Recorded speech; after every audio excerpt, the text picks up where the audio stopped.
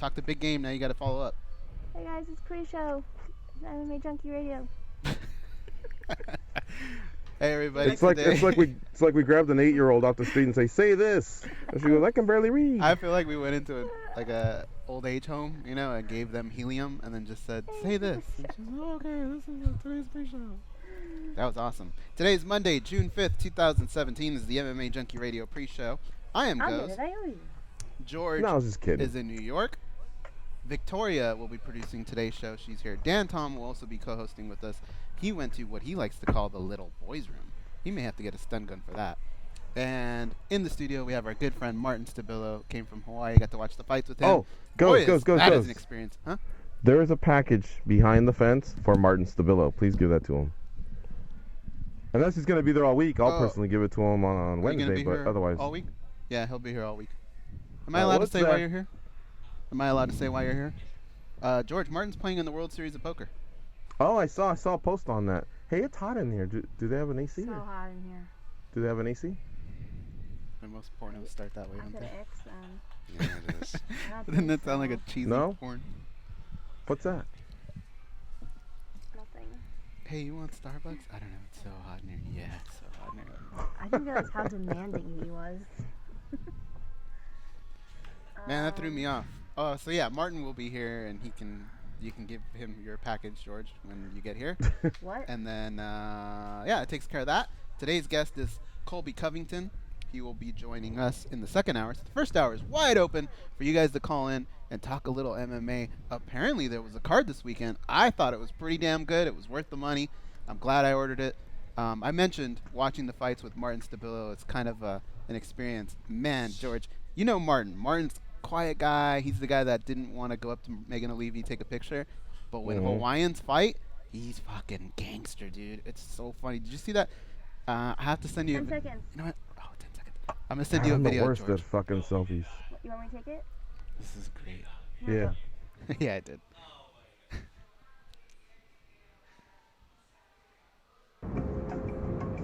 This is your captain speaking. We are making our descent into Las Vegas McCarran Airport. On behalf of our crew, we'd like to thank you for flying MMAjunkie Airlines. Now please fasten your seatbelts and put your tray tables in your upright position because the descent is gonna be a little bit bumpy. Alright, Junkie Nation, it's time to roll, baby, on MMAjunkie Radio with Gorgeous George and Ghost. This is what we doing while we do it, baby. All night long, we rollin'! Yeah! The MMAjunkie Radio revolution is upon us. Can you dig it? There's no escape. No escape. Through the vast frontier of cyberspace and through a sea of stars in outer space. One small step for man, one giant leap for mankind. We've solidified our combat communications stranglehold.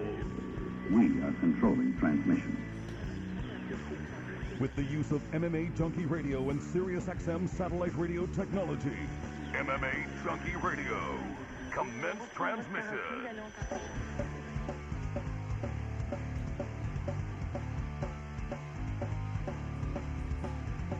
Live from MMAjunkie Radio HQ in the fight capital of the world, Las Vegas, Nevada.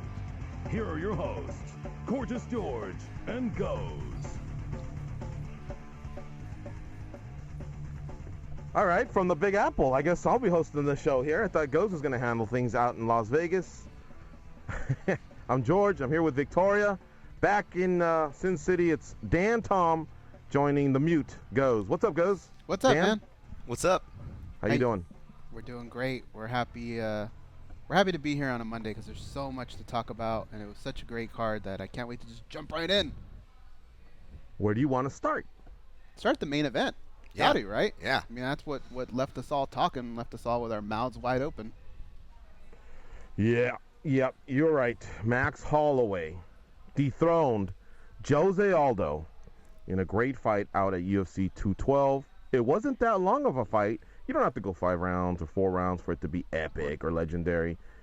I guess more than anything, it was the finish. And when you dethrone a legend, you know, it's a statement.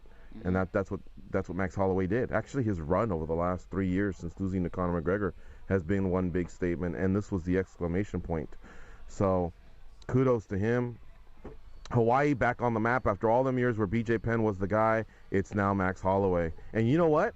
I believe he'll be landing in Hawaii in a few hours, and supposedly there's a big reception waiting for him. They've actually done a press release over it.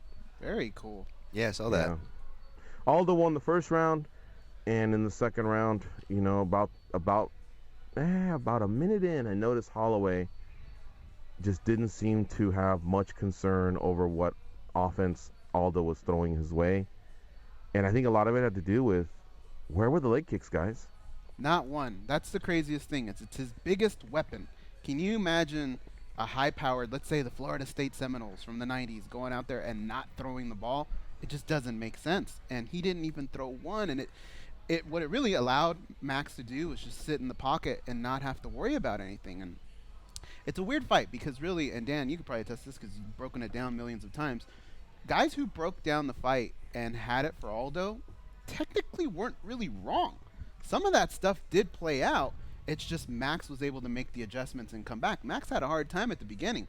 And then it's almost as if Jose opened the door for him to come back and be successful. Can you kind of break that down a little bit? Well, absolutely. I think that was the one thing going in where I was kind of stressing when we were breaking this down, when we had counterpoints going back and forth. We had Felix and I believe yourself talking about the points of Jose Aldo, where me and Gigi were talking about Holloway's. And I was saying the only non-take, and even in hindsight, the only wrong take is thinking that this was going to be one-sided for either guy. Even if you picked Aldo, even in hindsight, you weren't wrong. I thought it was going to be one-sided for either guy.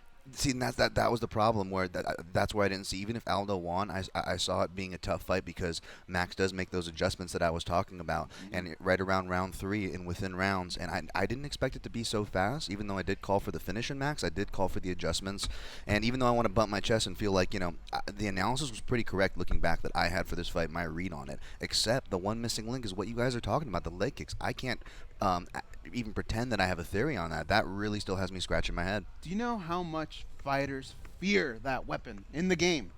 There's fighters that take those kicks all the time. They're conditioned to do it. However, they say it's a different level when you're getting kicked by Aldo, when you're getting kicked by Barbosa. It's something they've never really experienced to that level, and he never fired one.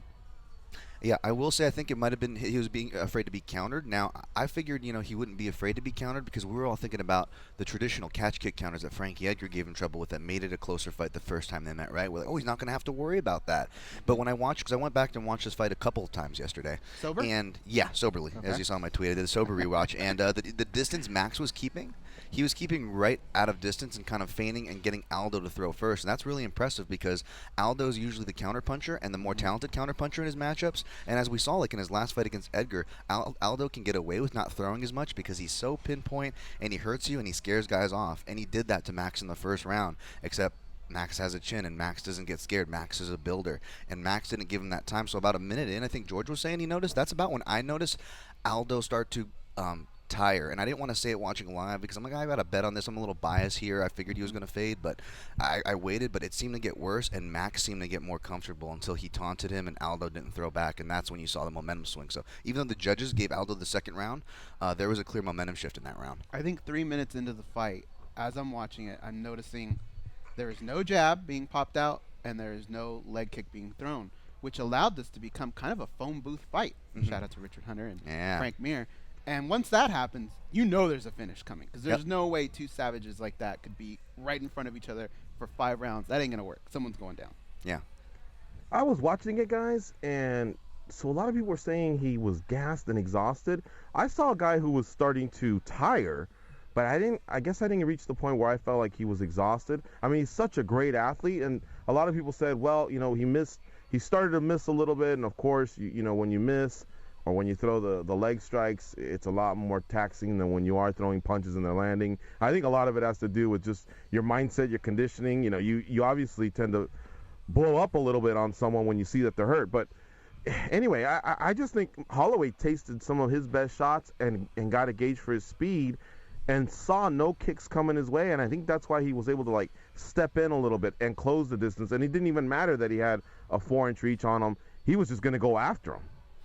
Yeah, I definitely want to say that more jabs, would have helped. And that was something else that a lot of, analysts and sharp people were pointing to. The fact, the jab of Jose Aldo accompanied with his footwork. But again, I think a lot of it was thrown off because I think he, like a lot of us, were expecting Max to come out southpaw. You even heard the commentators a bit confused at that. I mean, you look at Aldo's pad work in the week; it was really designated for a southpaw. The angles he was moving at, and I think that threw him off. So I think it took him about a half round of adjusting. And then once Aldo adjusts, we always see him hurt his opponents if he doesn't finish him. In the WBC days, it was like he was finishing everybody in the first round, but as he got higher in the competition, he would hurt guys and scare him off. And you will see, even though he'll win the second rounds a lot of the times, by the numbers, like I was talking about last time, he always takes a round off to recover. So even though he wasn't gassed, and I believe that was being blown out of proportion, which is why I didn't want to jump on it, my live watch, I did sense a strong momentum shift because this is where Aldo's traditionally getting his breath, but Max, was durable, not scared, and just his overall style as a builder, so he wasn't going to give him those rounds off. So what we saw was Aldo deplete even faster than people like me were calling for. That I didn't expect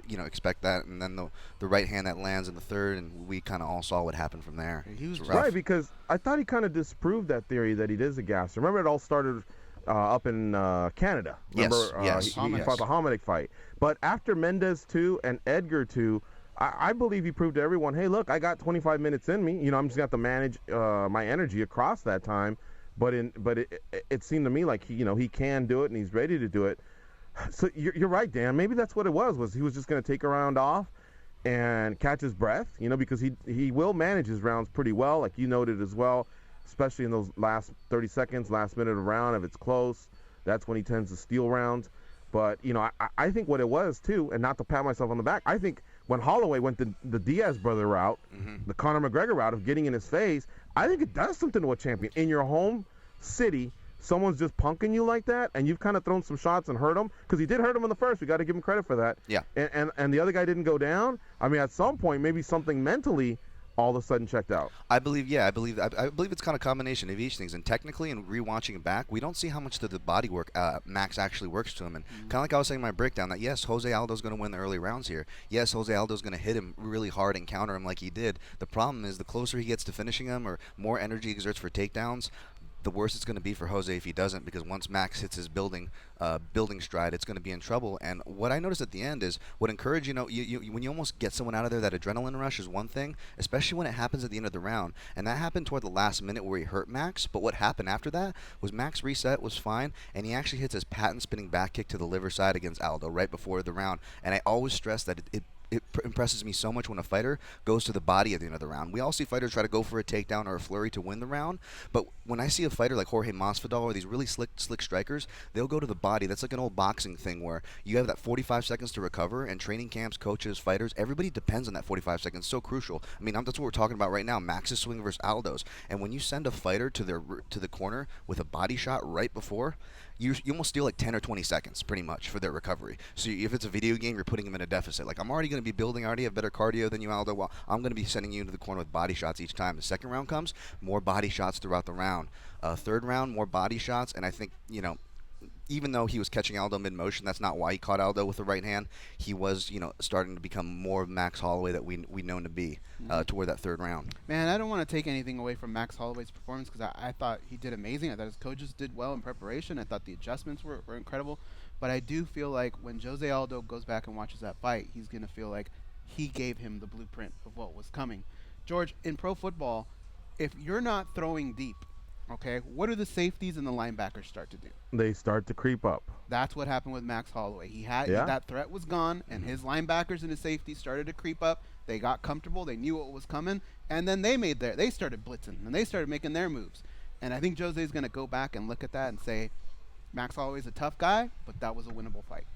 Yeah, you have to wonder where the strategies were going wrong, because win or lose, better or worse, what worked and what didn't, both guys ended up coming out doing different things than they normally do, right? And that was kind of the head scratcher, because Max wasn't moving laterally, he wasn't changing levels as much, throwing as much, southpaw as much, and then Aldo, without much jabs and leg kicks, the core of his game would have served him well here. So it was really weird. They both seemed to take a chance. Maybe they went in too analytical, and it paid off for one guy and not the other. Well, I'll tell you what, there's no need to run it back. We got a credible, well, two of them apparently, but, I was saying along the way that if Frankie Edgar was going to have another turn at this, it's not going to be against Jose Aldo. At least I didn't feel that way. I don't think the promotion, the fans, that'd be a tough sell, the third installment. But Holloway wins, you could have Frankie Edgar step in now. But how about Cub Swanson on the Fox set? You know, he was promoting himself. Good for him. And honestly, his body of work over the last few years, despite the fact that he lost to Holloway. Now, it's been picking up a little bit of steam, and I'd say he's still in the number 2 position. But we'll see. Stranger things have happened. I mean, if Edgar in any way is hurt or he just doesn't want to take a fight when Holloway's ready for it, who knows, man? I'd like to know what Junkie Nation thinks. 866-522-2846. Would you like to see Max Holloway's first title defense versus Frankie Edgar or versus Cub Swanson? How about you two? What do you want to see? It really is a nightmare of a scenario because, you know, Holloway just beat Cub. That wasn't that long ago. And Frankie's beaten Cub. So it's very tough. But at the same time, I think people, I guess I shouldn't speak for everyone, but some of the people that I've spoken to have kind of just had it with Frankie in title fights. They want something fresh. And while Cub Swanson maybe isn't the most freshest of matchups, at least you know they're going to go out and they're going to bang. And right now, I think if you want to sell tickets, Cub Swanson, maybe Frankie edges him out just in the sense of how much he's had to endure in that division. If you ever want him to be at the top again, now would probably be the good time to do it. However, I don't care who it is. I think I would be siding with Max at this point. What about you, Dan? Man, I see the fatigue of Frankie Edgar fatigue on Twitter, you know, and I understand it. And even though I don't agree with UFC trying to, you know, give him, you know, young lions like Yair Rodriguez to bump him down to bantamweight, I myself would rather see Frankie at bantamweight. But I think it'd make much more sense if you give Jose Aldo versus Cub Swanson and allow them both a little bit of different angles of redemption. That's a more relevant, in a weird way, maybe that's not the right word, but a rematch you could do. Because you said, like you said, Cub and Holloway didn't happen too long ago. Then if you go do a UFC Hawaii, regardless of your Frankie Edgar fatigue, then you have to put Frankie Edgar versus Max Holloway if the next one's UFC Hawaii. Not just for the, you know, BJ Penn connection, and even though that's not, you know, Holloway's angle, nor should it be, but from a marketing angle for the UFC, you know, they'll jump on that. And again, even though we have Frankie Edgar fatigue, there's a lack of not just stars, and I know Frankie Edgar's not necessarily a star, but he is that headliner name for the last consistent, 7-8 years now. So, you know, the UFC's not going to hate that. So whether you have the Frankie Edgar fatigue or not, I think he's the leading horse, especially if they go to Hawaii next. You're Hawaiian. Would you be there if that happened? Oh yeah, already going. Yep, I'm already going to get my ticket. I don't care if I get a coverage of some sort through an outlet or whatever, but no, I'm going to go as a fan regardless. By the way, does BJ Penn need someone to have his back? I'm just curious because I know they are going to go, you know, with that angle, but BJ is probably a man of a lot of pride, and this is a guy that fought Machida at 205, Henzo at 85, Hughes and GSP, 2 all-time greats at 70. He punched a cop in Hawaii, for crying out loud. He doesn't fear anybody, you know, allegedly. I don't know if he'll be thrilled with someone kind of like avenging his name, you know. I mean, I'm sure there'll be some sort of a tie-in, but they better get creative with the marketing because that guy's been pretty special over his life, and I don't know that we need to like champion it that way. Yeah, I don't think so either, and nor would either guy be. I think you could just, you know, put Frankie Edgar there, and you'd already get a great response just from the live crowd that Hawaii brings. You guys know that, and then you know, just with the history there, like the fans aren't dumb. They'll step it up and, you know, cheer, and I'm sure Frankie's got a ton of fans there. I'm a fan of Frankie. You know, I've brought this up before on the show, and I'm gonna bring it up again. But what BJ Penn means to the Hawaiian crowd. When that music plays and he walks out, like, I'm not Hawaiian, and it moves me to see him come out and do that. And I don't want to see that go away. And I really feel like there's the moment where he has to have that Apollo Creed moment where he passes those shorts on to Rocky.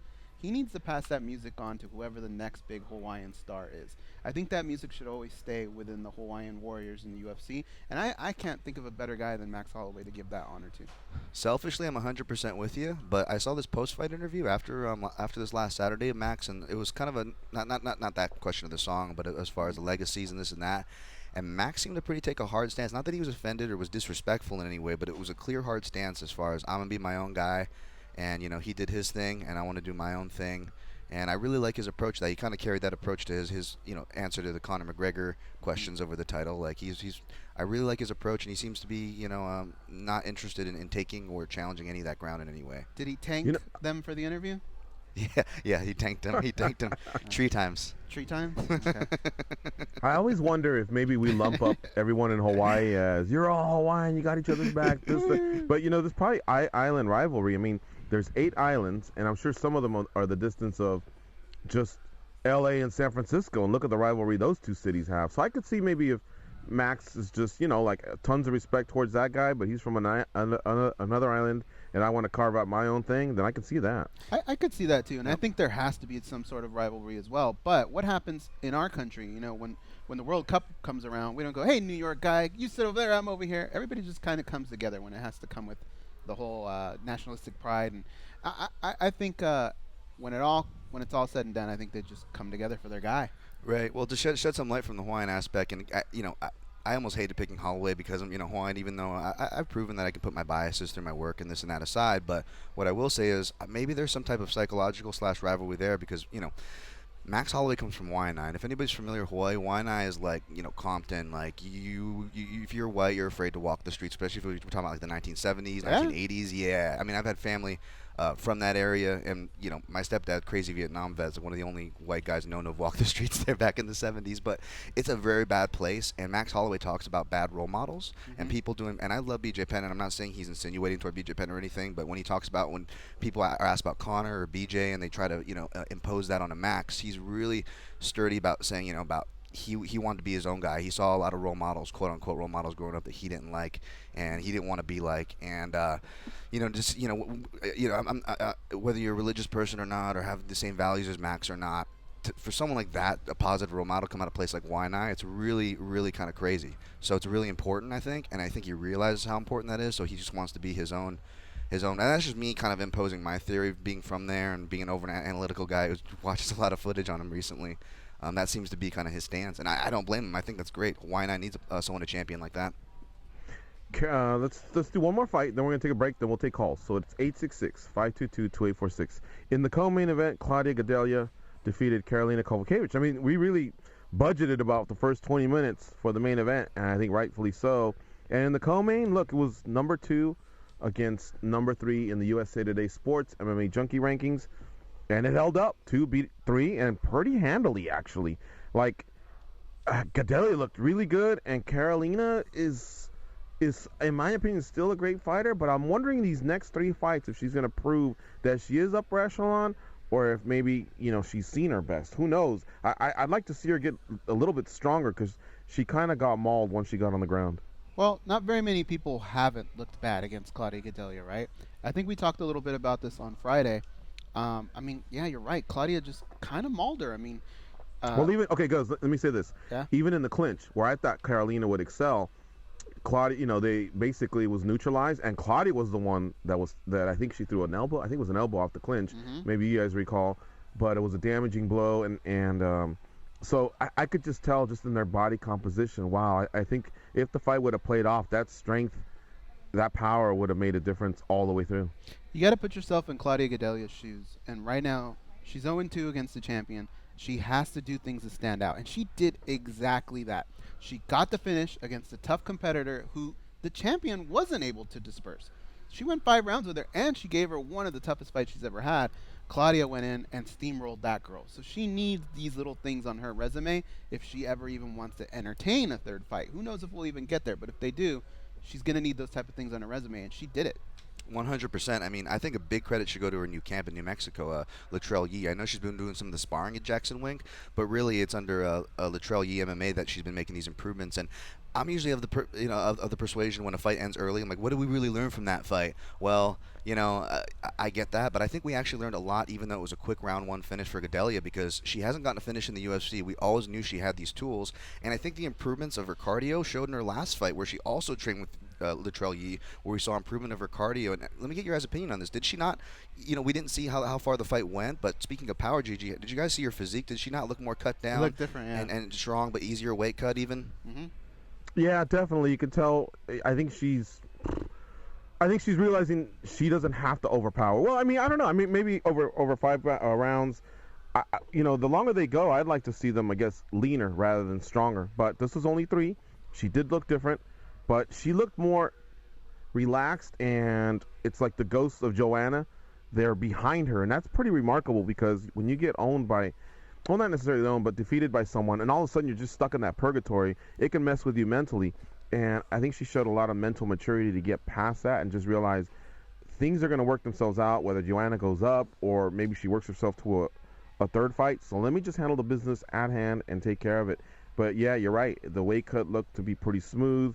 The new coach, the new location of Albuquerque, that all looks like it's benefiting her a lot. Now remember, she left Nova União and then she was settling in actually here on the East Coast, more towards where Sam All-Jam's from. Like that Bethlehem area, it was there. I think she had a gym, she had established it, and it looks like all that's going off the, that's just going to go by the wayside, and she's going to become more of a fixture in Albuquerque. So I don't know if that means that business venture is over, or if she lets someone else handle it, or what. But Albuquerque for her, and that individualized training from Lutrell, and the Jackson Wing Camp for her sparring, I think is going to benefit her a lot. Absolutely. No, I completely agree. I mean, you're right. She's in purgatory, and she's doing all the right things. And I think on Friday we said 3 fights to 4 fights. I'm pretty set on 3. If she keeps doing what she's doing, it's going to be pretty hard to avoid. Yeah, big thing was, speaking of, where her head's at in the sample size of 1 round, what took me beyond that was something that didn't even happen in the cage. I believe Dan Stupp retweeted an interview she did post-fight, and you read it, and her head seems like in a really good place, really good self-awareness, I believe was the word that was used, and I concur 100%. It's really nice to see, especially like Gigi said, when you're coming out of that mental purgatory that not a lot of fighters like to talk about. I'll tell you something, too. Playing the media is a game in itself. And if you can shut down those questions and get that out of the way, you are able to control a little bit of what the media say. Now, granted, MMA media is a little bit different. You're going to get hit from, bloggers to videographers to mainstream media to everything, and it's global, because sometimes the UFC will say, hey, you're a guest fighter appearance in Scotland or whatever. So, but either way, word trickles out, and I think what she needs to do is stamp it out, and I think that's what she's doing it. Don't ask me about the title shot. I'm not consumed by it. You shouldn't be either. Let me do my thing, and then organically it'll happen. I think it's going to be healthy for her, and it's going to make it easier and more fun to cover her as well. All right, guys, I'll tell you what. Let's slip into a break here. You're listening to MMA Junkie Radio on SiriusXM Rush 93. When we come back, we'll take your calls. So line up at 866-522-2846. Remember, we'd like to know, who do you want to see Max Holloway defend? This guy's a mid-20s guy. He's ready to go, man. He wants to defend the featherweight strap. He's not worried about money fights. He knows the money will come. So let's pick a featherweight out there that can match things up with Max Holloway. Frankie Edgar, Cub Swanson seem to be the 2 front runners. What's your choice? We'll be right back.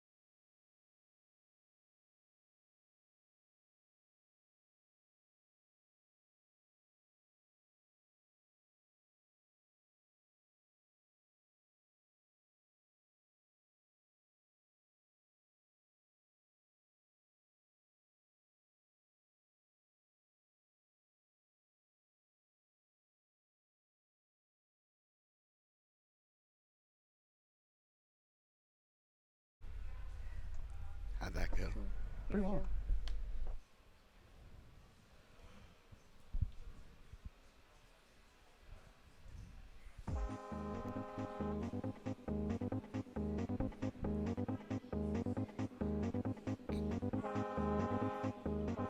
They were forged from the same ball sack, but act as though they've never met.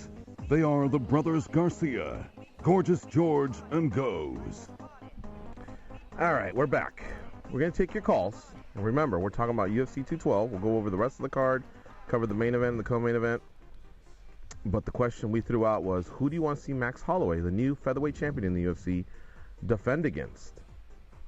Now, Edgar seems to make the most sense because Holloway recently beat Cub, and so did Edgar. However, and Edgar has had his fair share of title shots. But the UFC's in a new era where they're also looking to focus on what's exciting, what sells, and what's going to thrill the fans.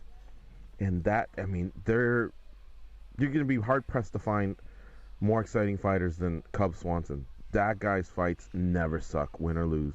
Can I throw one more thing out there, George? Slobber knockers, heart stoppers, barn burners. Yeah, go ahead, Ghost. Hootenannies, too. How do you guys think the pay-per-view did? It was up against the NBA Finals. Well, wait, no. I'm sorry. No, it wasn't. It was up against, what the hell was on TV? The College Baseball World Series or something, right? Was for part of it. And then there was a lot of friendlies, international friendlies. Yeah. I'll tell you this much, Ghost. I don't think it's going to matter. I would see it probably in the 300 range at the most. I'm going to say that I think it did a little better than people gave it credit for. Well, is there anybody shooting out trends like Aioli or Meltzer? No, I'm just curious. Okay. But from what I've heard from people, I just feel like a lot of people ordered it. I didn't feel like a lot of people shunned it the way they were talking about leading up to the card. Look, the main event we knew that was going to be an awesome fight. The co-main event was, but women sell. They're on fire. They're there for a reason. And that's two of the top three right there. So, okay, let's call it a quality main event. And then after that, you have Vitor, the Phenom, who I guess is a legend. And remember, mainstream just cares about names. They don't care about losing streaks or who's about to retire. They just go, Vitor Belfort, oh my God, is that the guy that tank? And they order it. So who knows? There was maybe there was something going on there. Maybe actually the lack of other things going on just makes you say, let's just do it. Let's pull the trigger. Who knows? But I'm going to go with 300,000. I don't know why that number just feels right. I don't think Aldo's ever been much of a pull. Holloway's pretty amazing. So maybe he helped things out, but we'll see.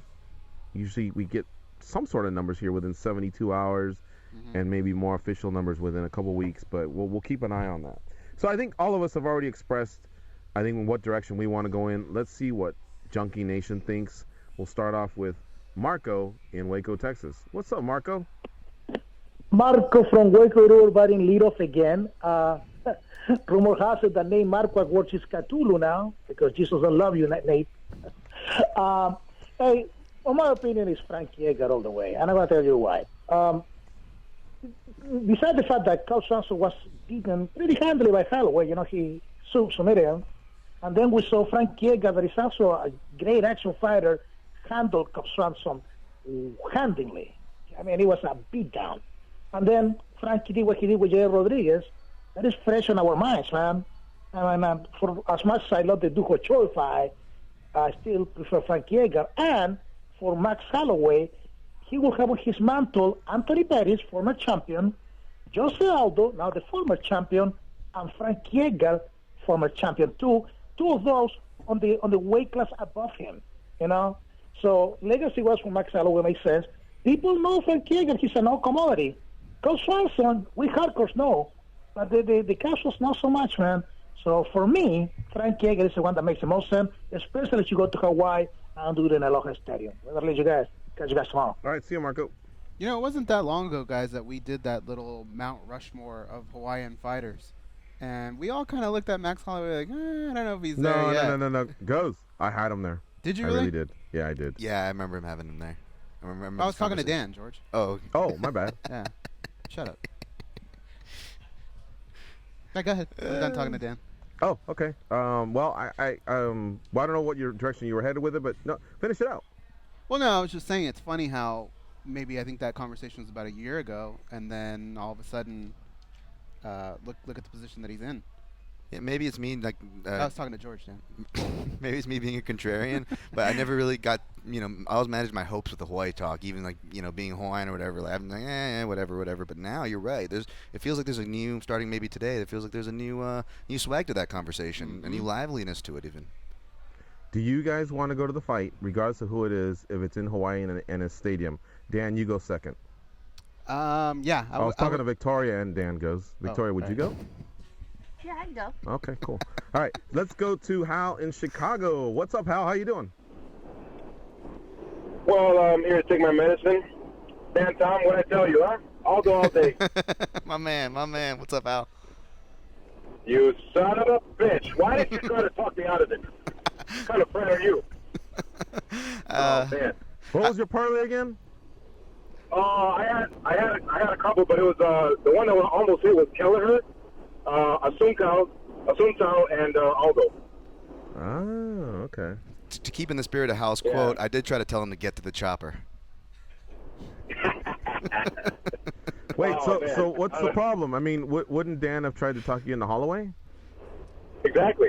So he should have really made a better effort to talk me out of Aldo. I laid out how the fight was going to go on here. Somebody had called in with an all-Brazilian parlay. Kidnap you? That was me. That was me. I also had Johnny Eduardo. That didn't hit. So I had Eduardo at Assuncao Aldo too. So. Oh, okay. To be fair, I think Hal called in after I gave my layout breakdown of how the match was going to go. So I think he called in the second hour. To be fair, I didn't quite give him the same answer as I gave the other caller. Let's not be fair though. Let's just and I didn't hear it. I didn't even hear your breakdown. Yeah, it's on me. Hey, stun gun for Ahmad. Ahmad loves to.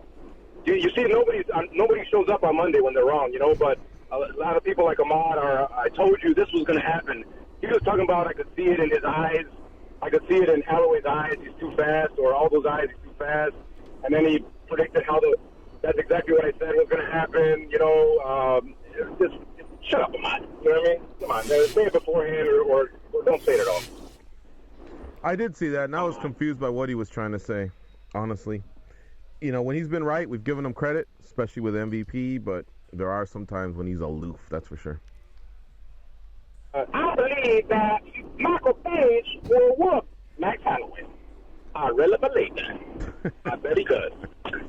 What I want to see for the defense is, of course, my man Frankie Edgar. This is actually very good news for me because Frankie Edgar is finally going to be champion.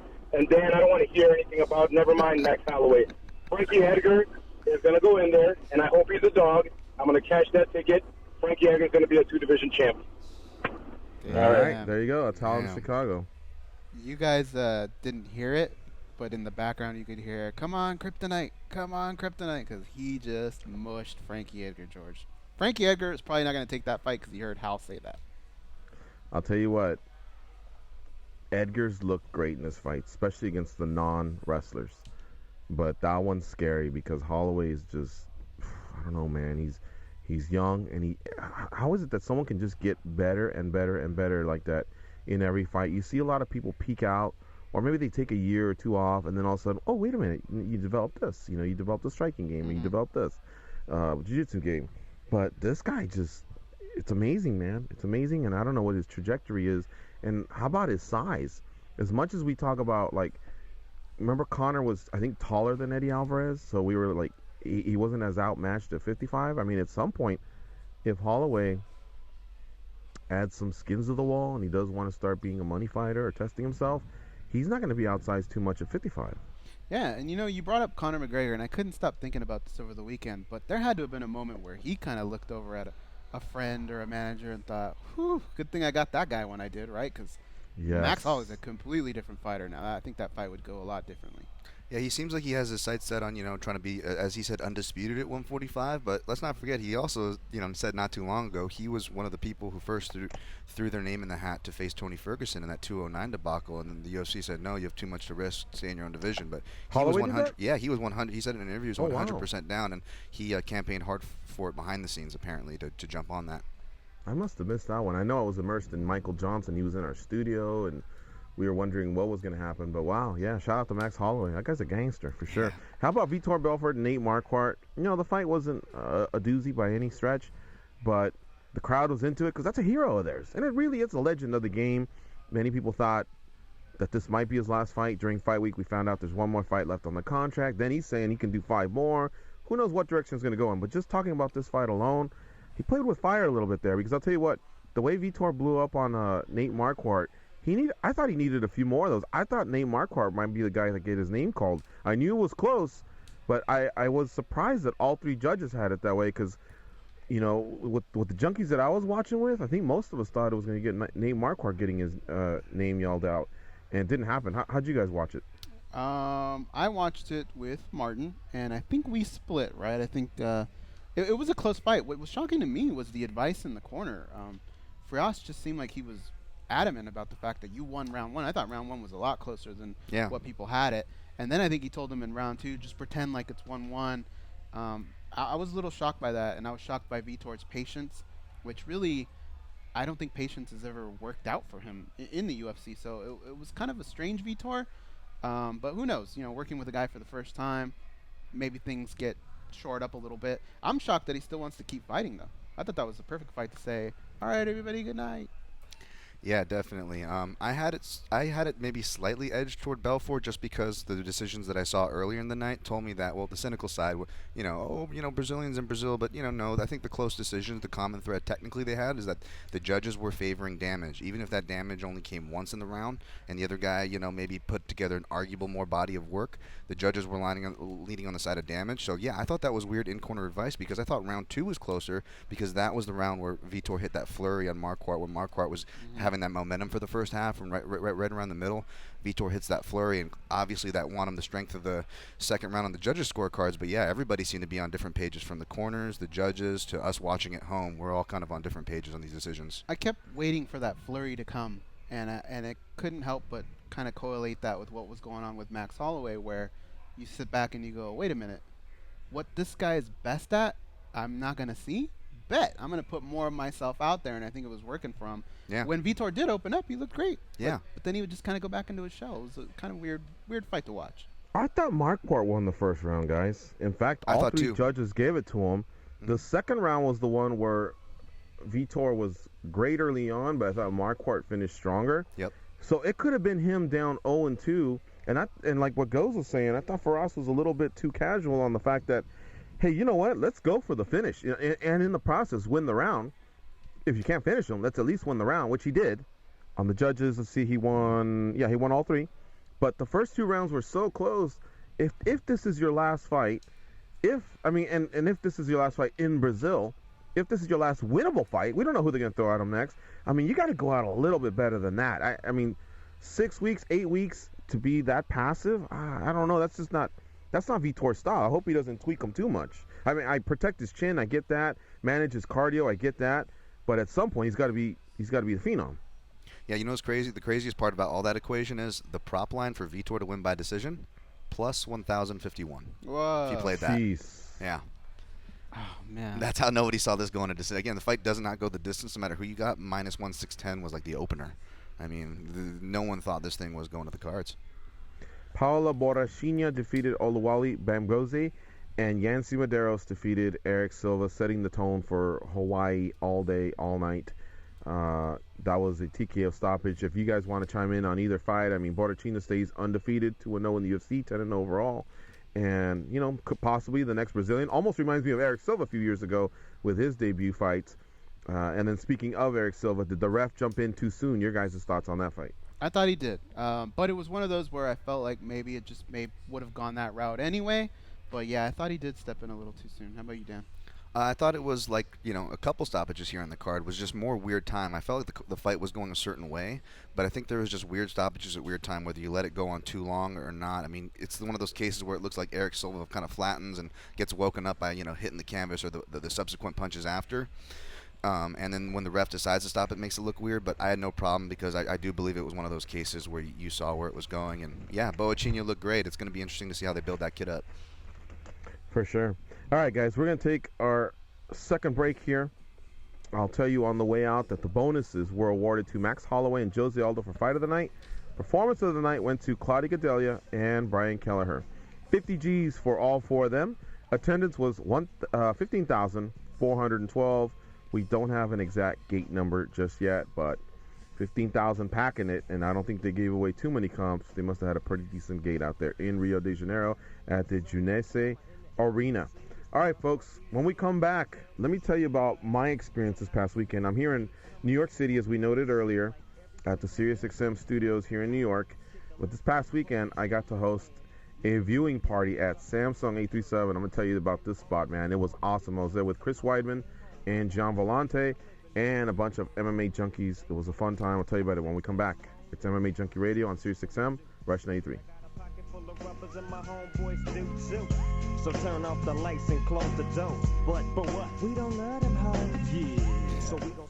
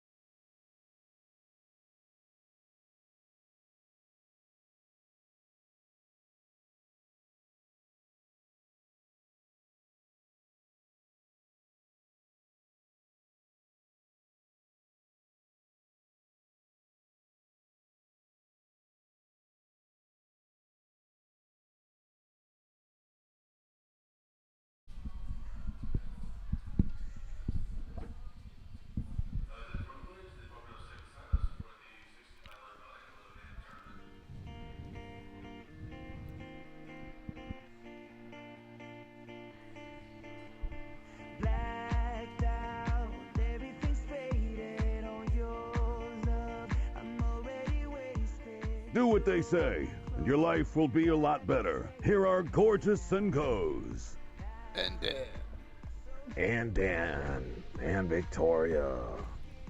Don't forget So that check it out, fool guys. Martin. Oh, sorry. Go ahead. This past weekend, so I came out on a red eye on Thursday to the Big Apple, and the reason is because I was hosting a show, or a viewing party, 212, at Samsung 837. Don't you dare call it 837. It's 837. Samsung 837. And it's a flagship space, is what we're calling it, where technology and culture meet. It's 3 stories. It's actually a six-story building, but the top 3 floors are execs and offices. So the first 3 is basically a playland for adults, fans of Samsung equipment like that VR headset. You've seen that in the commercials, where people are tripping over themselves and wowing and experiencing virtual reality, and of course there are collections of phones, but other stuff as well, like 360 selfie cameras. It's really, really amazing. It's like a technical playland, I guess. and it's free and open to the public. That's what I couldn't believe, is they're just there for you to come in there and consume their products and ask questions. You can go there and do your homework. You can go there and work. I don't know, man. I was really, really in awe of how cool that spot was for Samsung to do that, for all of their customers and or people that want to, or potential customers, I guess we can call them. Shout out to Allie, Amy, Summer, Kelly, and the whole gang over there at Samsung 837. Goes and Dan and Victoria. I got to tell you, man. Well, Victoria, have you seen it? It's in the meatpacking. I wish I would have. Oh, damn. Sounds great. Yeah, all right. Trying all that cool stuff. Yeah. Virtual you should reality, move to New York. Victoria, yeah, maybe. You know what?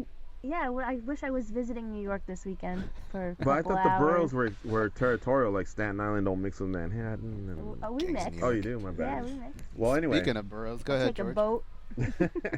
So check this out, guys. So they brought in some reinforcements. Chris Weidman was there, John Volante. They were cool. They got into it as well. And we would come out and basically, talk a little bit about each fight. Well, first of all, their fights, because they have fights coming up at UFC on Fox 25 on July 22nd in their native Long Island at the Nassau Coliseum. So we talked about that. They're still 7 weeks away, so they were able to partake, in some of the festivities. A couple drinks here, some food, and just chill out with the fans. It was cool, man. Took pictures. We had giveaways. But it's like Lagasse Stadium with that stadium seating. Uh-huh. And then picture like the Fight Club. So there's like a second and third level where people are like looking down. There's 90 55-inch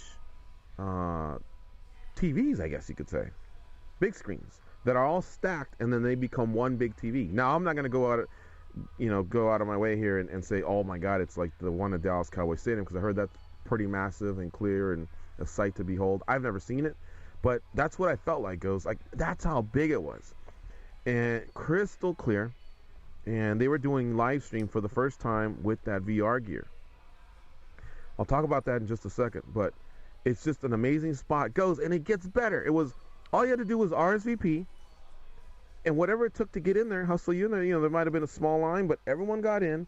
Free drinks, no cover for a pay-per-view, and free food and giveaways. What the fuck? Does that even exist?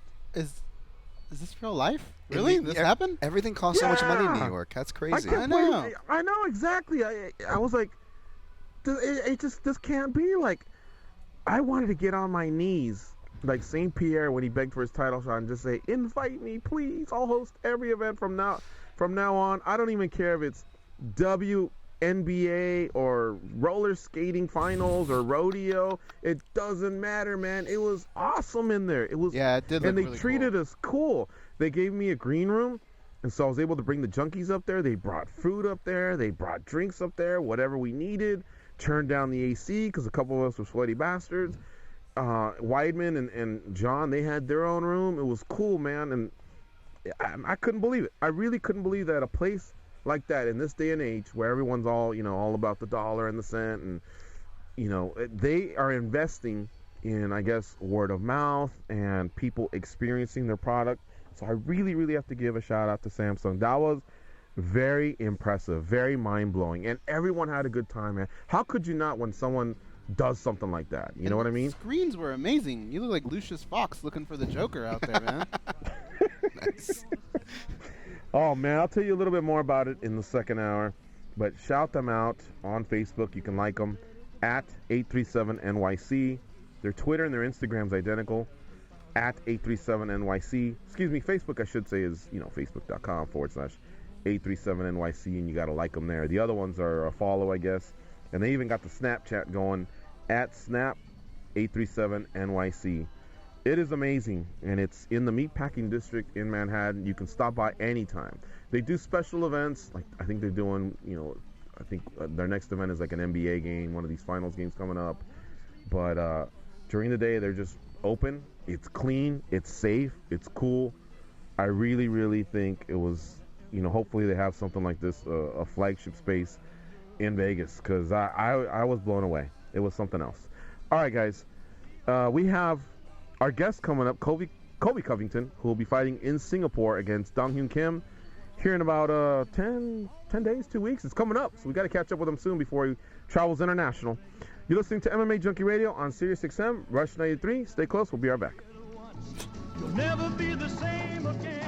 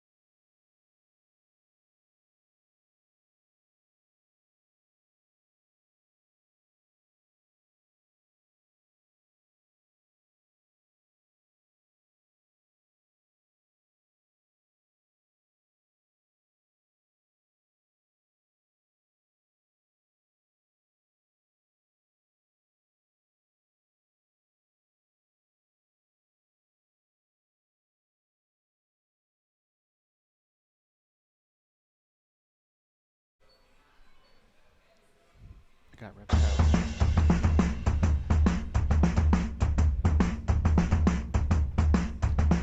Too complete with it, the rest of the world. Too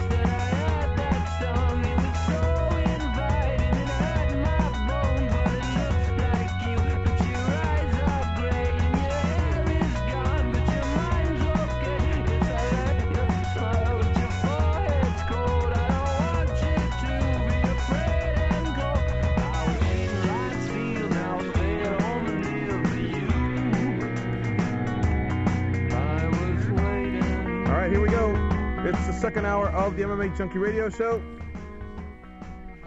Trying to message Colby Covington. We missed out here, but we'll continue on with our thing.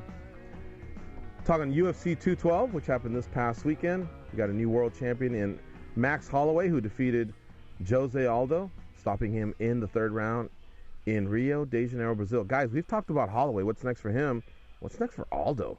Time off, 155 pounds, pick himself up, dust himself off, retirement. What do you guys think? Well, I think Dan hit the nail on the head. If Cub Swanson isn't next for the champion, I would say that matchup might make a little sense there to put those two guys together.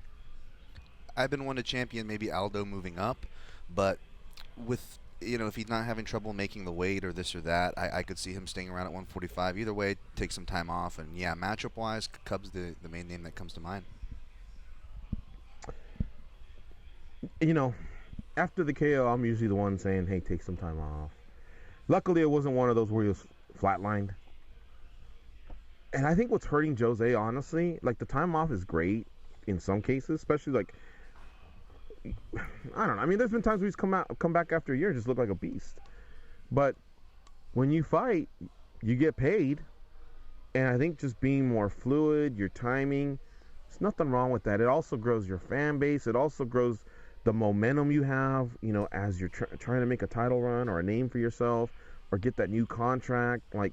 I really like to see Jose in this instance pick himself up and do it again, but don't wait so long, man. If you can get two more in 2017, or let's just say maybe one more in 2014, but start off with a bang in 18 and get 3 there, 4 over the next 18 months, I think it'd be good and it'd be healthy for him.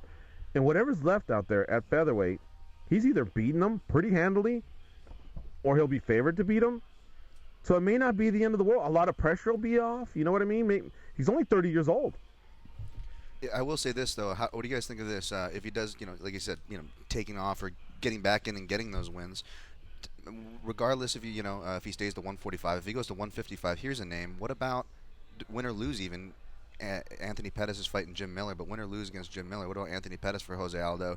You gotta, it gives them kind of life for guys that their title runs aren't looking that realistic in either respective division. They still have the names. That fight was supposed to originally happen when they were both champions, so that could be another devil's advocate for matchups moving up for Jose. Well, what did we all say when that fight was teased a couple years ago? We all thought, wow, stylistically, how do you these go wrong? two, how does it go wrong? I would be in for something like that. I hope he doesn't go up to 155. The one thing that I can point to with Jose, and it may sound a little mean to say, but I do like it, is he's very emotional after a loss. And sometimes when you see guys that are just ready to move on to something else or check out, they kind of have that little smirk on their face or smile like it didn't bother them. And every loss seems like it's bothered Jose. And so I think he still has that competitive spirit within him. If you watch the training camp, he really put a lot into it. So I think the desire's there. He just has to fine-tune a couple things. And I don't know if that means going to another camp or seeing a sports psychologist, but something has to be changed. Guys, I was hosting that party like I mentioned earlier. So after the party, I was, shaking some hands and thanking everybody for coming out. I wasn't privy to the press conferences or any comments. They have the UFC press conferences that they do there at the arena, and then of course Fox Sports catches up with winners and some of the losers, or at some point just someone sticks a microphone in a superstar's presence and asks some questions. Has there been anything out of Aldo, regarding that fight? What went wrong? The leg kicks, why there was none of them? Have you guys seen anything in the last 24 hours? Negative. No, I haven't. I mean, just leading into it, he talked about why in the last fight he wasn't really throwing them. But that doesn't really apply to this opponent. Like Dan stated, Frankie Edgar is a lot different than Max Holloway, and I could see why you wouldn't throw him on Frankie because he's actually really good at catching him and take you down. But it just seemed like a mental block to me. Well, maybe it is a mental block, because one thing I saw on Twitter, now I didn't see this interview where people were citing, but apparently Aldo's broken his foot twice in fights throwing that kick, and has stated was the reason he's a little more selective with it. Although, when you watch his corners, usually his corner's telling him just to reserve it to the end for strategy, which tells me they don't want him to be taken down. But there is kind of that mental thing there when you break something. Anderson Silva's a bit of a dramatic example, but it's the same thing, right? Or a guy coming back from a knee injury, and you see them not, attempt the same things in their career anymore. I mean, we have seen this. I don't know if that's what it's related to, but since we're drawing straws, because even me is drawing straws to why he didn't throw leg kicks. Some people were pointing to that he's previously, broken his foot and stated that's been a cautionary thing for him. I don't know. He does throw so hard. I mean, it's hard to not imagine that catching up with you sometime, right? There's no biological free ride. Well, here's asshole George chiming in. This is what's going to boil down to. Okay, conserve the foot. It's in your head. It's a mental block. Mm-hmm. Save it. What's worse? The possibility of that? Because it's not automatic. It's not if he throws it, he breaks it. There's the possibility he might break it. That or the feeling he's got today on a Monday that he's no longer the world champion. You see, there's got to be some risk and reward, just like that wide receiver that goes over the middle. You're not fast enough to just go down the sideline all the time. You got to go over the middle because you have great hands. You know how to run a route. But guess what? A couple safeties have lit you up, or a linebacker. Well, what are you going to do? Is that the end of your career? You want to end it a little bit early, or do you want to chance it? It's not like you're going to get decked every time. It's going to happen a couple times a season. But that's your position. That's what you do. He has to figure that out. I guess if I were Jose Aldo, the only way I could respond to asshole George would be by saying, Were you born an asshole, or did you work at it your whole life? Either way, it worked out fine, 'cause you're an asshole tonight. That's fine. I'll take that. But again, he might be on Baja de Tijuca, hanging with his family, able to play beach soccer with his kids or his friends, hanging out. Foot feels great, but he's not the champ. You got to balance those two things out. It's true. Yeah, it's Simple true. as that. I agree. All right, let's continue down the card. I'll throw out all the winners, and then we'll circle back to, I think, the one we want to talk about the most, which is Assunção versus Marlon Moraes. Yeah. Assunção defeated Marlon Moraes via split decision. And, well, we'll get to that. And then Antonio Carlos Jr., also known as Shoeface, defeated Eric Spicely. Shout out to Eric Spicely, who came by the studio a few weeks ago. He was also one of our hosts at the Tough Gym Tour. Tough loss for him. Matthew Lopez versus Johnny Eduardo. He defeated Johnny Eduardo. Brian Kelleher defeated Yuri Alcantara. Vivian Pereira defeated Jamie Moyle. That sucks, man. I really like Jamie. She came into the studio as well. Luan Chagas defeated Jim Wallhead. And Davison Figueiredo defeated Marco Beltran. So the Shoeface fight, we'll talk. He's a ranked middleweight. We got to get to him. Matthew Lopez, tough bantamweight. We can get to him as well. But Assunção versus Moraes. Moraes comes over from the World Series of Fighting. I think he had won 8 or 10 straight, making good bank over there. But of course, if he really wanted to be known as one of the greats, he had to come over to the UFC and do it. And he had a tough opponent in Alfredo Assunção. And that was a winnable fight for him. However, he came up a little bit short. Some had Moraes winning it, but amongst the people I was with, they didn't have a problem with the call for Assunção. How about you guys? I thought it was close, but I felt like Assunção was the correct pick. They basically had the same game plan going at each other, but one guy was just able to execute it a little better. I think Assunção just was a second out of range every time Marlon would throw one of his kicks or try and throw a big shot. He just got his timing down, and I think that's what it came down to. How about you, Dan? Yeah, I mean, I can't say that I didn't expect it to be close, even though I felt pretty strong about Moraes. This is one of the few ones I got wrong. But even, being on Moraes, I didn't have a problem with the call for one. And two, I felt like, the analysis was pretty correct as far as Moraes was the faster guy and was going to deny Assunção the scrambles to get any position or top position where his advantage was. The problem was the counters, even though I didn't feel they would be enough, the ones that Assunção landed were quality ones. They stunned him at the right times. And like I said again, that's, we could point to, Brazilians in Brazil, even though both guys are Brazilians here. I think what's more, the more accurate call is that the judges were looking to judge damage. Now, the only problem I had was the fact that one judge gave it a 30-27. Now, most of the people that, on Twitter that I was watching scoring the fight, and in the community that I communicate with, most of them did have Moraes, but weren't upset with it. It's because the first 2 rounds were like kind of Marquardt, Belfort. They could have gone either way, and if you scored both those for a Sun Sao, I wouldn't have had a problem with it. The problem was the 3rd round was the most concise round in most people's eyes, and commentators to Twitter and everybody alike, and that's the one where not just one judge, all 3 judges apparently had it for a Sun Sao in the 3rd round, and that to me is just didn't sit well.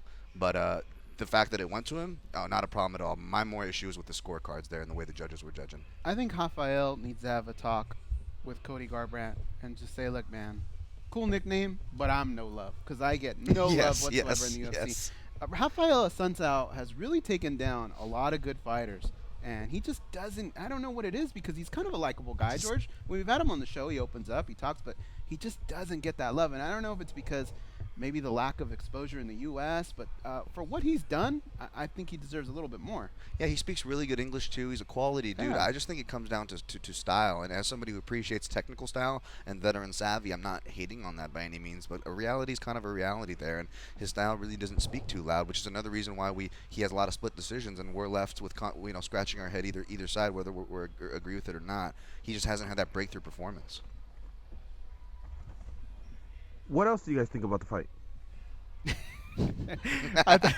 I think if they fought 10 times, I don't think it would be a landslide in Rafael's side. I really think they'd probably split it. It just really comes down to who's on that night. I don't see them really doing very much anything different if they were to rematch. But Marlon's a lot better fighter than he showed that night, and I think he will have success in the UFC. But the UFC is all about putting streaks together, and if you can't do that, you're just not going to go anywhere.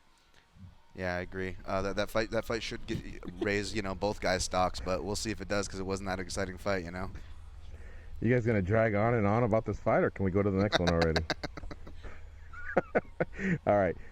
Let's see here. No, I you guys caught me right in the middle as I was trying to find the plug for my phone, so I had no backup at all. Antonio Carlos Jr. defeated Eric Spicely. Guys, ever since I've watched him through The Ultimate Fighter, I felt like this guy could really, really compete, maybe for a title one day. When he got checked by Dan Kelly, I was like, oh, man, is he a front runner, a gasser? What's the deal? But he's turned it around. He's won 3 straight. Now it seems to be more of a fixture there at American Top Team, so I don't know if that relocation helped him out a little bit. What do you guys think? You think this is a guy that can, make some noise? Because in every division, all the veterans are starting to get weeded out. We got to start finding out who these new contenders are. Could he be okay, so Robert Whittaker was that guy in 2016. Could he be the guy in 2017 that kind of starts pushing, for bigger fights and eventually maybe a title shot? I think he can make a lot of noise, but I'm just not sure he can be the big bad wolf. I don't think he's going to come in and blow any houses down. I think eventually he's going to run into a guy who puts a lot of pressure on him. It's what he does to other people. And when he does, I don't know that he'll be able to react the way some of these other fighters have at the very top of the division. But I definitely think he's a nightmare. I think if he pops up, like we say in football, if he pops up on the schedule, you're kind of shitting your pants going, fuck, I don't want to fight this guy. But I don't know. I think he can make waves. I just don't think he'll be the big bad wolf.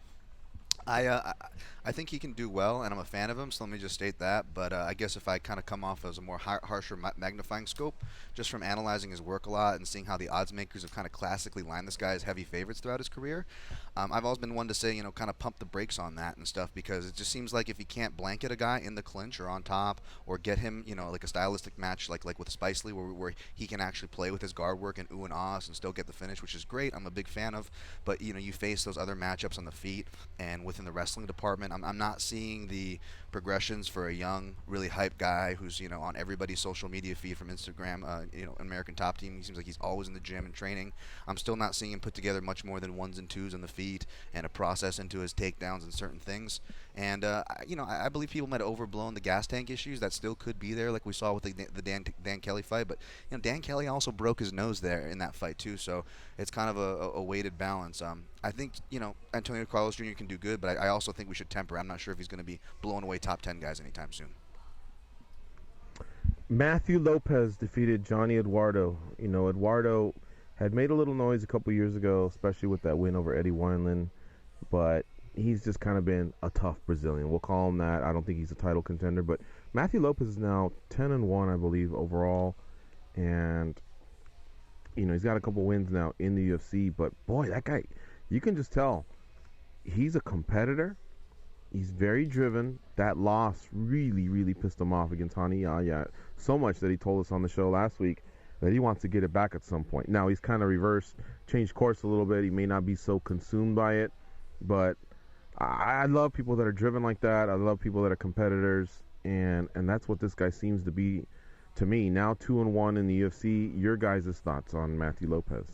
God, Lopez was put... It's such a shitty situation to have to go into that country and just have everybody against you, and he embraced that situation and came on top and came out on top. Sorry, and to me, it almost cracks me up. You know how we always say one fighter's got to eat crow, and people get a kick out of it. I feel bad saying this, but I get a kick out of how quiet that crowd gets when their dude does not win. I thought it was a great performance. I think you called that fight, right? And I don't know if you called it the ending the way it happened, but I know you kind of broke it down like that. Lopez was one of my more favorite. As a piece for the parlay, I like to say a favorite that I felt strong about for a good price. And was just talking to a guy in the sports book here. He was saying that line of that fight was one of the biggest swings of the entire fight, where you had, I believe, Lopez might have even closed at a dog because money was consistently coming in Eduardo, and people were like, "What? Everybody's picking Eduardo. Why are you on Lopez so hard?" And not just because of the wrestling dynamic, because what Gigi said, that competitors drive and the fight-to-fight improvements to back that up. And this was kind of the first time where he was a fighter. You know, these last two camps where he's training in Denver, Colorado, because this guy Lopez, let's not forget, he was a wrestling coach at Rain Training Center, and we know a lot of the fighters that came from there. And even before it officially ended, there was kind of a lot of disarray there. And so I don't know what camp, if he was specifically at a camp or at a fighter capacity, but now we're seeing this kid, as a fighter, assuming that role and going for it. And it's impressive. The thing that really bugs me is a guy like that can be a prospect. They're all wearing the same shit, and there's going to be another card coming up, and then another card after that. What does he have to do for us to remember him? Because we'll remember him, the hardcores, but the casual audience is not going to remember this guy. Well, when the audience gets quiet, like you said, he has to do what Brian Kelleher did. And that's for a start. Yeah, that was make yourself known that way if the finish isn't enough. But yeah, he has to do something. So Kelleher may already have, positioned himself. He may be a Brazilian killer. I could see them already wanting to feature him, versus another Brazilian down the road, because he kind of went down that road. But hey, people are talking about him, and that's what you got to do one way or another, whether your performance does it or your post-fight speech does it, the press conference does it. I don't know. You got to stand out, because look, at some point in time, Colby Covington will call in, and we'll start talking about Singapore, and then of course there's the Derek Lewis card versus Mark Hunt this Saturday. The sport just moves on and on and on, and I say it till my face is blue, but it's true. You got to stand out, otherwise you just get swept under the rug. That's it. The circus leaves, they fold up the tent, and they hit another town, and it's as simple as that. Yeah, who got the bonuses, right? The two guys in their post-fight said, "I just took out top-ranked Brazilians in Brazil." Those are the guys that got the bonuses, right? Mm-hmm. Yeah, I agree. Let's see here. Well, Kelleher, he's only 1-0 in the UFC, 17-7 overall. People are talking about him. He does have a 7-fight win streak, but I believe Lopez was more of the bantam, more of the lower weight class guy that will be featured in upcoming co-mains or mains. I think Kelleher still needs to prove to us that there's more than just subbing Yuri Alcantara, although that did shock me. Yeah. That was pretty amazing that he did. I think, is that the one where he did it from half guard as well, Dan? Do you remember? There might have been like a leg, like a butterfly tucked in, but it was essentially just an arm and guillotine in transition that finished him. I mean, where was the defense to it? He almost just seemed like, oh boy, that's tight, top.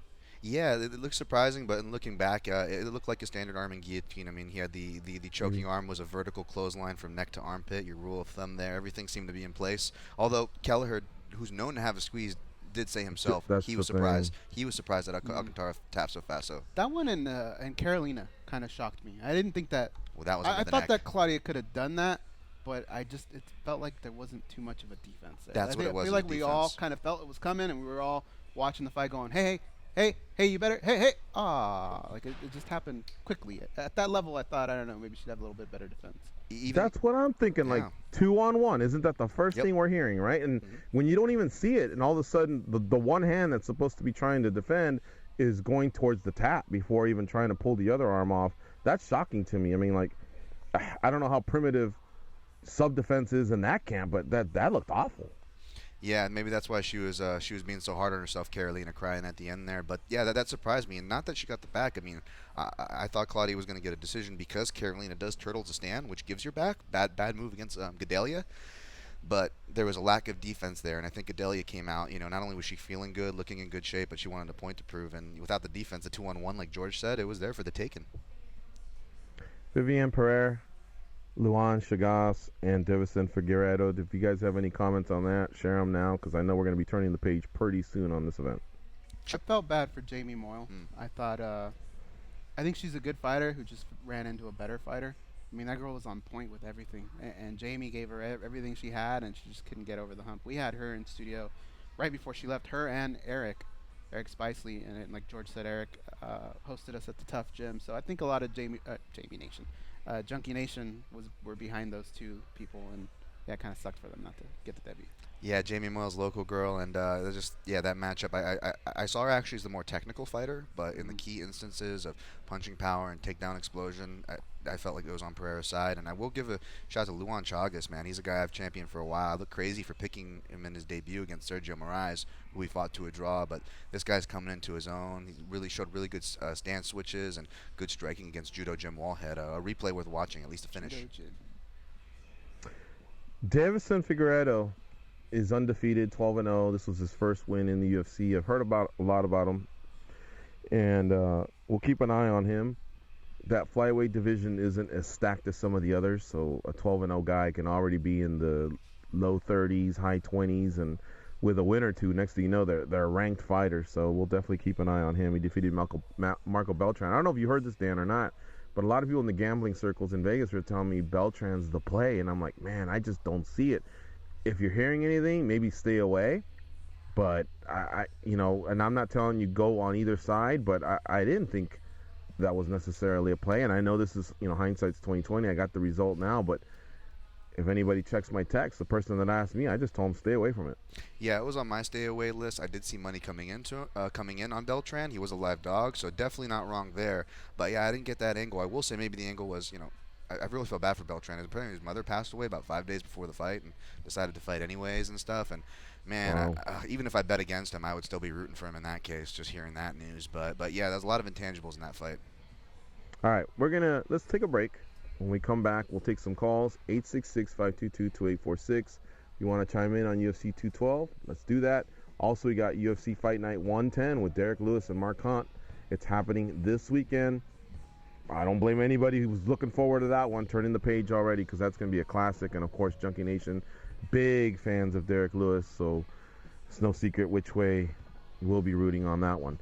It's MMA Junkie Radio on Sirius XM Rush 93 on a Monday. We'll be right back. Stay close.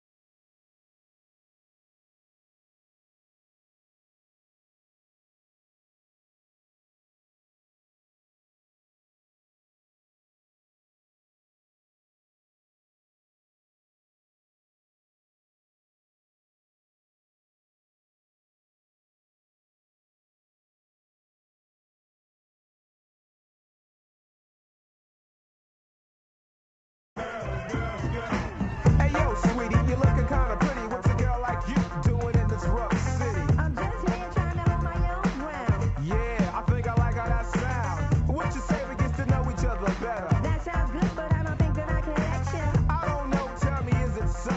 Do you get a kick out of telling brothers no? No, it's not that, see, you don't understand. I said I put King Kong has a lot of shit on them. Like a lot, especially Goes. Here, Gorgeous George and Goes.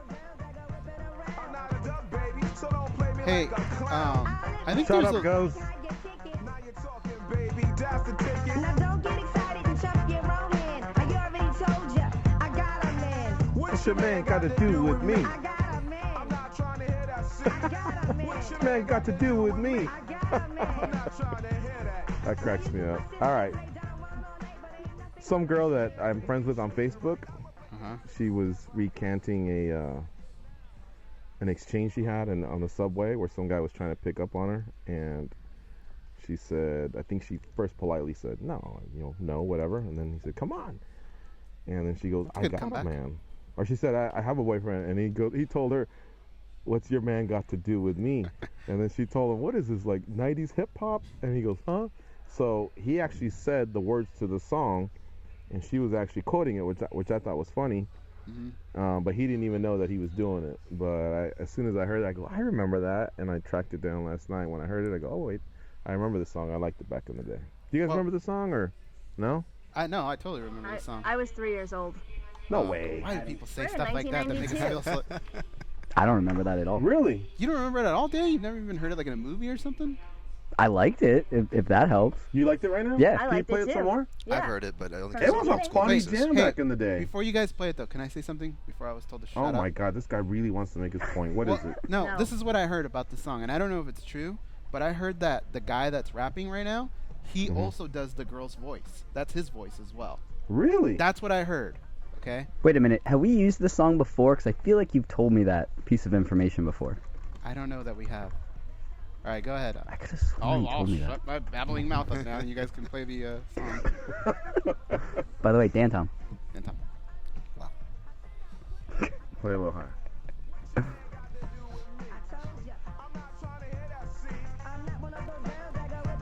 I'm not a duck, baby, so don't play me like a clown. I'll admit, I like how you kick it. Now you're talking, baby, that's the ticket. Now don't get excited and chuck your own hand. I already told ya, I got a man. What's your man got to do with me? I got a man. I'm not trying to hear that shit. I got a man. What's your man got to do with me? I got a man. I'm not trying to hear that.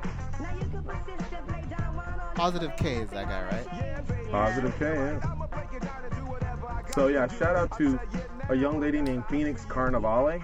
Somehow we're friends. I don't think we've ever met, but we're friends on Facebook, and man, that had me laughing yesterday. But you know, when you hear a song, regardless of, I guess it's the first time you heard it, you kind of hear it and go, okay, I can see that was a jam back in the day, right? They used to, pump this into the clubs and stuff. So it brought me back. Sorry to those that were only 3 back in the day.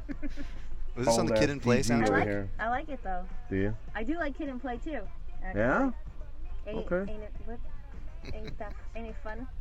What's that song? Ain't gonna hurt nobody. Ain't gonna hurt. Yeah, that's it. Ain't gonna hurt nobody. All I know is when you break down the lyrics of some of these songs, some of these guys sound pretty aggressive with the way they approach women. Yeah, they are. This is true. Usher, All right, nice and let's slow. talk to Showtime in Tennessee. What's up, Showtime? It's yo time. Showtime, you there? Hey, fool. All right, we'll put him back on hold. Showtime's a truck driver, so maybe he's paying a toll or something like that. Want to welcome Danny Okers. Okers. He's here in studio with us. Danny, you couldn't get enough? We gave you the day off. Yeah, I figured I'd stop by on my day off and say hi. Oh, okay. It's your last day in studio in New York, so I felt bad not to at least see you in person one more time. Good point. It's gonna be weird because I don't know when you guys are coming back. I don't know when I'm going back to Vegas. So could be another 2 years before we see each other. Yeah. Yeah. Depends on when the gathering is.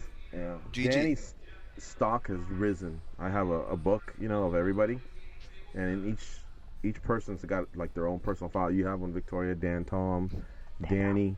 I take notes, and I already made some notes. Danny Okers. His stock is shot up. Were you gonna say something, Dan? Oh, I was gonna say, Gigi, he didn't. Not only did Danny and I take the day off today, he didn't take the day off on Saturday. I was on Twitter as I normally am during the fights, and one of the decisions got that 30-27, and I was like, wow. And I'm like, I could use a Danny wow right now. And literally like 5 minutes later, as I type that, Danny sends me a GIF of him, someone videotape him going, wow. And I was like, wow, this guy's right on. He's spot on. He's like producing he's producing for me, and it's Saturday. What did Danny do, George, to raise his credit score? Look, Dan, you could see this on my Well, phone. I don't want to be sappy or anything like that, but I don't just like to meet someone and go, man, that's my boy, that's my girl. I take my time, but Homeboy's cool, dude, and like he bleeds Junkie Radio. Like I can really tell he loves doing the show with us, and he's loyal. And like when we were hanging out, like he had my back. Well, he really did have my back because I had back problems, and so he brought me. What was that bullshit you brought me? It was like this tiger patch stuff for you put a patch on your back and then just Advil. Right. So he brought me that, and I thought it was the equivalent of when Mr. Miyagi rubs his hands together and says, "You're gonna feel better once I put my hot hands on your back." But it really worked a little. So he brought me that, and just like.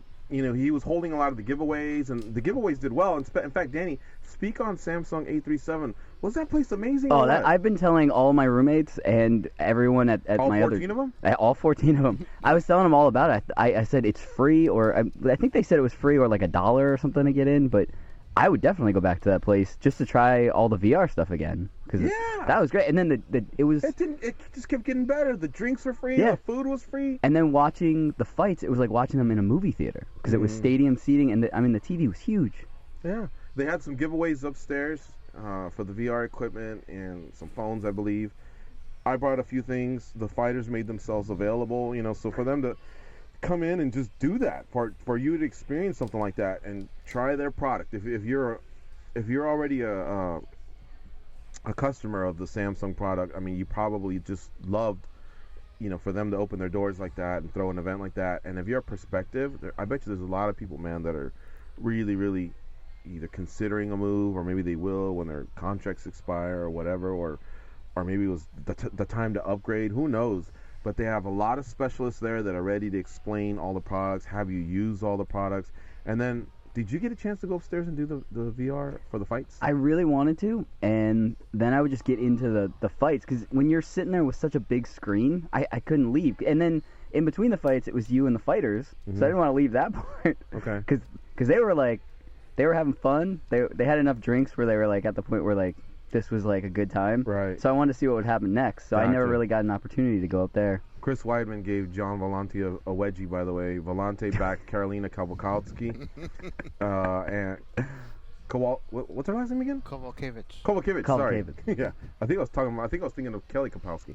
But 90s. And do you know who that was, Victoria, or were you only 18 months when that came out? Yeah, it might have been about 6 months. You remember Saved by the Bell? Yeah, I do. Okay, Hey, so Saved by the Bell is now opening up in L.A. now. They opened up the Max in Chicago, and it was there for a while. Now it's going to be opened up in L.A. Is it by the beach so you can go sit out there when you have problems like Zach Morris and everything's solved? Probably, yeah, because it has to correlate with Ditch Day, right? Yeah.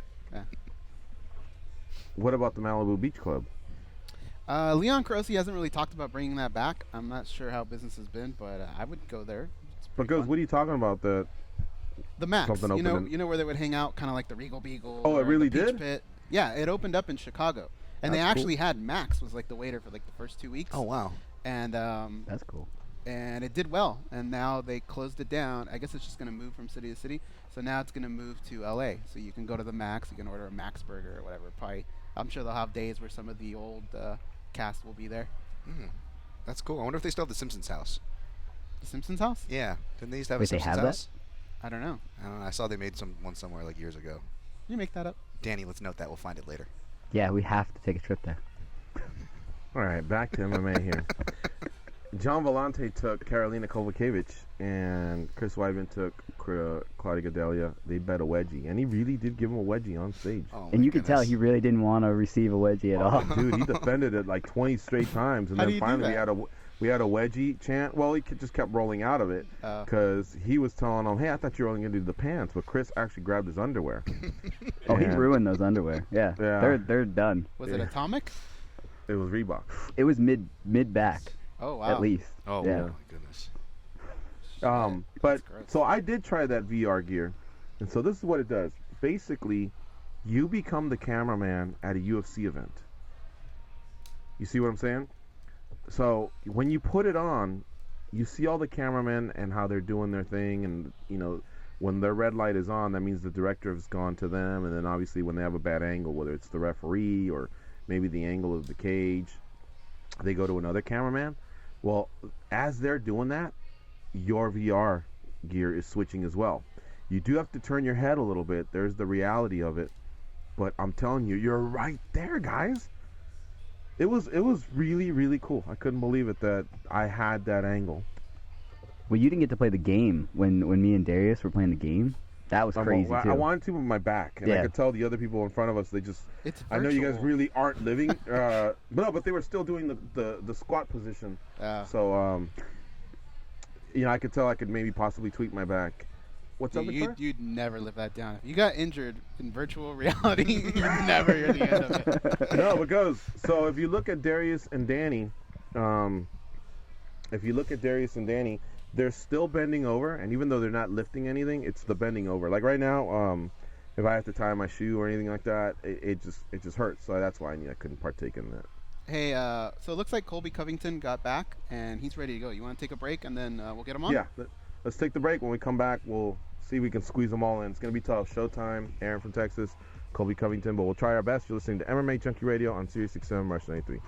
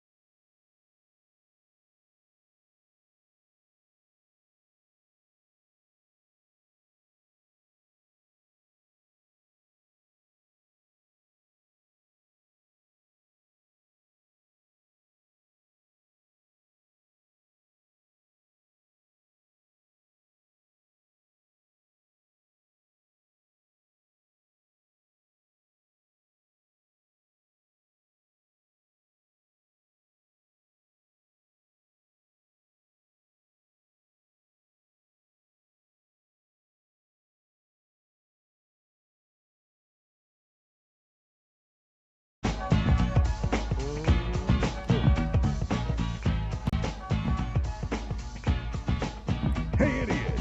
Yeah, you. Can you please tap that rather large fellow on the shoulder and tell him it's time for more MMA Junkie Radio with Gorgeous George and Goes? Thank you. Man, I'm scared to take tomorrow off because Goes is just a man of practical jokes. He said Colby Covington would be on the show. He wasn't on the show.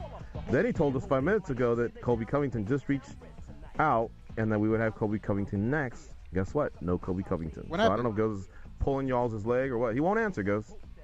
Okay, hold on. At this point, we may have to reroute. All right. We Yeah, gave it you're a right. good old collegiate effort, but we're running out of time, and it's kind of nice to hang back and talk to him, and not have to rush through things. So, in the meantime, I'm going to take Showtime from Tennessee's call. Let's see if he's ready to take the call. He's another diva. What's up, Showtime? It's yo time again. Hey, what's going on, fellas? Can you hear me What's this up? time? Yeah, how you doing? What's going on? Dan Tom, what's up? Hey, what's up, Showtime? Can't call it, man. Can't call it. What am I, chop liver? Had a great weekend of fights, man. I liked the card, man. It was, I think, a lot of new stars were born on that card. The main event was, basically self-explanatory. Well, we got what we thought we would get, whichever side you was on. That's the way I felt it would end. I didn't think it would be a 5-round decision either way it went. Do you think Holloway's a star? You know what? He's a habitual line stepper. He close. I like him. I think he is. In fact, I think the next Holloway pay-per-view may sell more than any other Aldo pay-per-view. Where Aldo was the lead guy, I really believe that. I think in just this 10-fight win streak and the fact that he got put over on Aldo, I think he's going to be the next big star. Hawaiian's back. When there's an area of the world, whether it's a country, a city, a state, a this, a that, and it doesn't matter, and they get behind someone, I'm telling you, there's a strong push. And I think he's there. He's exciting. He talks smack. He just got put over on a world champion, and like Goes or Dan Tom said earlier, I mean, this guy's got an impressive resume. He's beaten some really, really good fighters along the way. So I'm going to be interested to see if he just may be one of those guys who doesn't need the co-main event. He'll just be a main event going forward, whether it's in a stadium in Hawaii or not. Yeah, I agree, man. The guy most definitely he's exciting. He's young, and he won't be like the guys that you guys complain about that won't talk, because he's going to talk. I'm going to tell you this, man. Another guy that I was very impressed by, man, that was that Pablo Enrique Costa, man. I think that guy, he's going to be an intriguing fighter, man. Very, very intriguing. I want to see him step his level of competition up, but he kind of reminds me of a young Vitor when Vitor was on that sauce.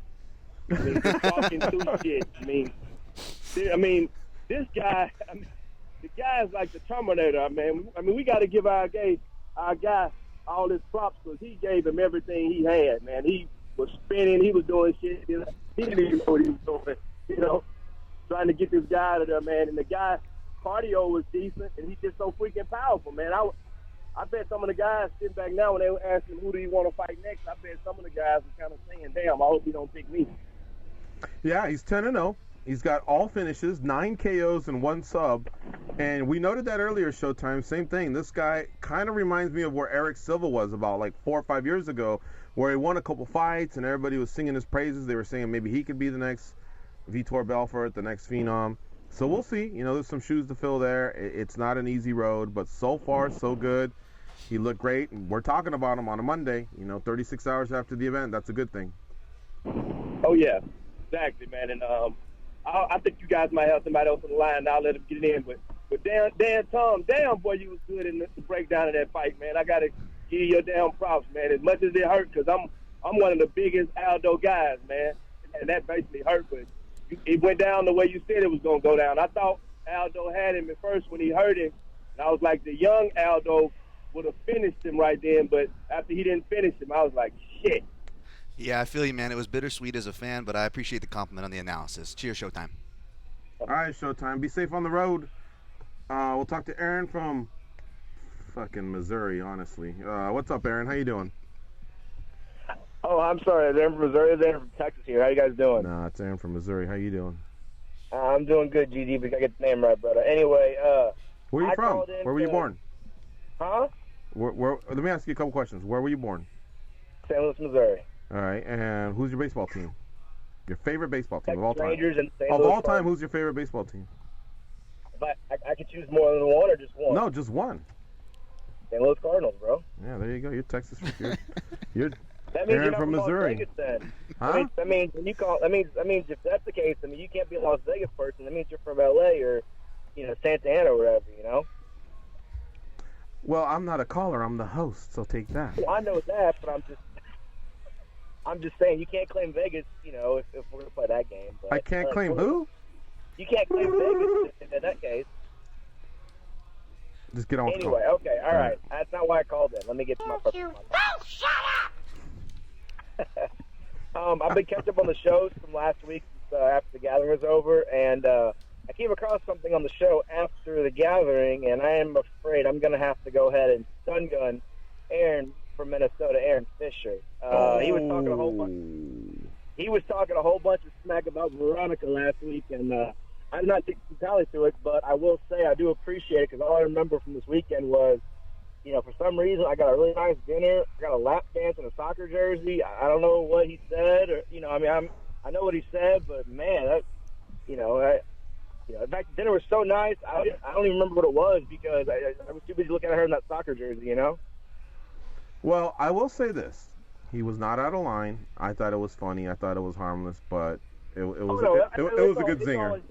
It was a good zinger. It's all in jest. I mean, and the thing is, Veronica's a very selfless person. Like, it was the day after the wedding when she was on the show on that Friday, and she just didn't want to. She didn't want to take away from the gathering. I mean, we told Goes and we told you, we told Juliet beforehand that we were going to get married, and we just didn't want to make a big deal of it because we didn't want to pull away from the gathering because everybody's there for the gathering. They're not there to see me, get married, even though that would be an event in and of itself. But that wasn't the purpose of it. So yeah, no worries. Just a friendly little stun gun to Aaron from Minnesota.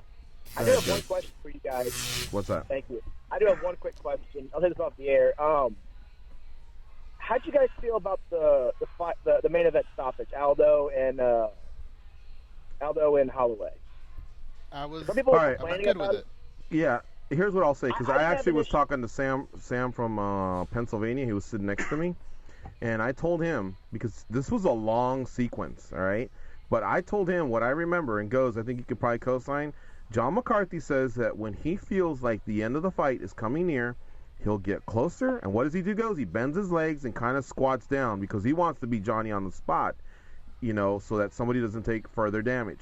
He did it a couple times, and each time Aldo was able to respond, whether it was just maybe moving his head or communicating with John, a thumbs up, something. Because Holloway a lot of his shots were getting blocked, but John was right there, and I'm telling you, the only way I could have been closer is if I would have been wearing the VR gear for that fight. And even then, I think John would have still been closer. You all right over there? You having an attack? Yeah, it was really weird. All right, bless you for the last 7 times. Yeah. All right, and so anyway, I'm gonna trust John that he was right there. He was communicating, so I was okay with it, Aaron. But let's hear your thoughts. Obviously, you're schooled in this. No, I had no issue with it either because Aldo wasn't just surviving; he was actively defending. And a couple people, were thinking it was maybe they let it go too long, and I don't think so. Aldo was doing what you tell them to in the pre-fight. They tell him, hey, you can't just lay there. Like towards the end there, when he just balled up and put his hands, behind his head. I mean, that's not defending, that's surviving. That's what Gigi used to do to Goes when he was a kid, and Goes put his hands up, and he just defended him until finally your dad or whomever stopped the fight or whatever. But that's what it looked like. It looked like a big brother, little brother there at the end. I mean, up to that point, it was perfectly fine. And props to Holloway.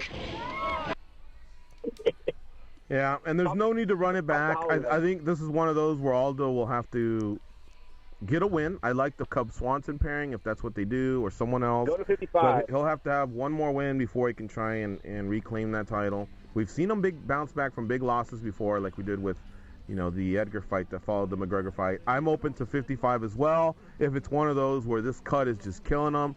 But you saw how outsized he was by Holloway. Might be outsized by others. And why wasn't he throwing leg kicks? Is it a mental thing? I don't know. This is all stuff we can possibly tackle tomorrow. But thanks, Aaron, for the call. As always, we got to move on.